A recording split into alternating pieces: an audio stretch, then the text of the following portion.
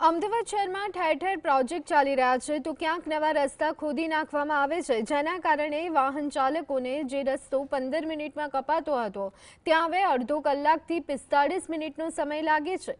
સૌથી ચોંકાવનારી વાત તો એ છે કે આ સમયે ગોટાળાનો દોષ ટ્રાફિક પોલીસ વિભાગ પર ઢોળવામાં આવી રહ્યો છે।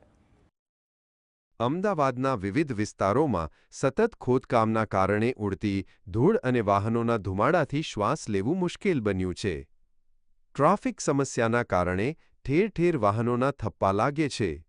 જ્યારે લોકો ફરિયાદ કરે છે ત્યારે જવાબ મળે છે પોલીસ યોગ્ય રીતે ટ્રાફિક સંભાળતી નથી, પરંતુ હકીકત એ છે કે યોજનાબદ્ધ આયોજનના અભાવે પોલીસ પણ લાચાર બની ગઈ છે।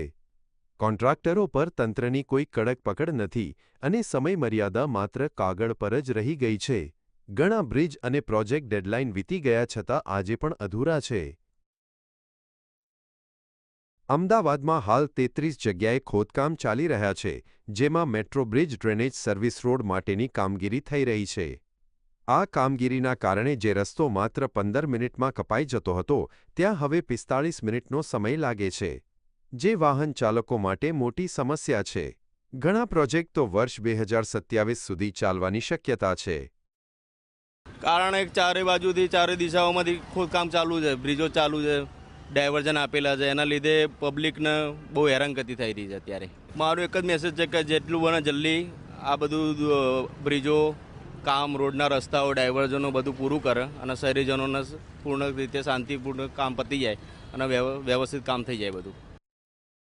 તંત્રના અંદાજ મુજબ કેટલાક કામો 1-1.5 મહિને પૂરા થશે તો કેટલાક મોટા પ્રોજેક્ટ વર્ષ 2027 સુધી ખેંચાશે।